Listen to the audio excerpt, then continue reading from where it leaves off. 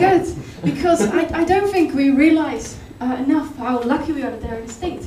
Of course, because first of all, they might eat you, big problem. But also, do you know how big they were, right? They were as big as houses, isn't that right? About 3 hearts, something like that. Do you know how big their poo was?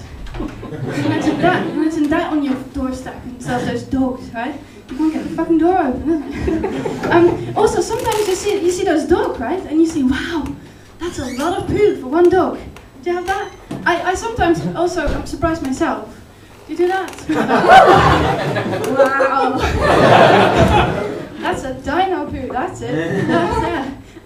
But I think I have this theory of why they got extinct, and it has nothing to do with this rock that came out of space, because obviously they were aliens that started civilization. Whole different story. No, these dinosaurs, you see, people have told me that if men have big hands, right, they have big dicks, exactly. But did you know how big the hands of a dinosaur were? They were sort of around here, weren't they? So how big was a dinosaur, Willy? Better? Okay. So I think that's where the problem lies, you see, because they couldn't. So that's make them extinct. Yes. It's either that, or they invented condoms and didn't realize what the consequences were. So, you know, I think there's a warning there for all of us. Condoms are dangerous. If you might be wondering, wow, that's a weird German accent, it's actually Dutch. Don't you ever call a Dutch person German? But that's something else. Yes, and people, when they find that I'm Dutch, they go, ah, you're Dutch.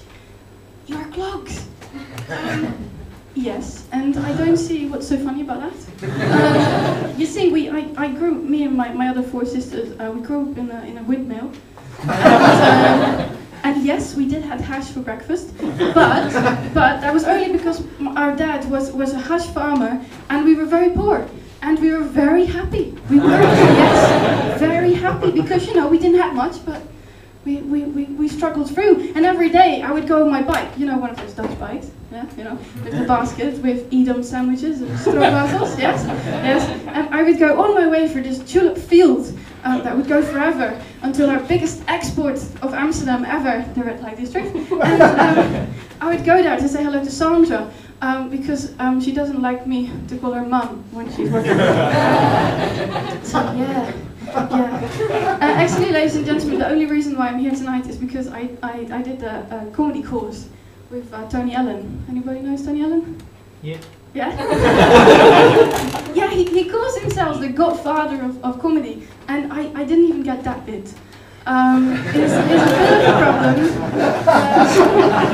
I don't get many jokes. It's a bit of a problem when you want to be a comedian. But in the end of the course, he had like advice for everybody. And this was his advice to me.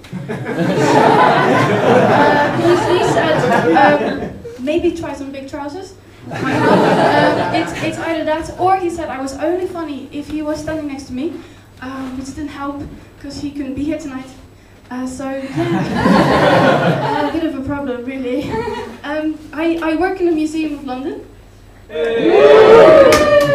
Oh wow, damn it, you ruined the joke. Because normally nobody ever knows where the hell that is. Yeah, you know, we only have about 1 visitor a year. And we're already on track this year because somebody sort of wandered into the foyer by mistake, and we just kidnapped him and showed him all the things. We usually get people coming into the museum going, "Where are the dinosaurs?" We're like, "In the National History Museum." Or they come in and say, "Where are the mummies?" "In the British Museum." But we have lovely nails from the Great Fire. Come. Ladies and gentlemen, I've been Arne Speck. Thank you very much.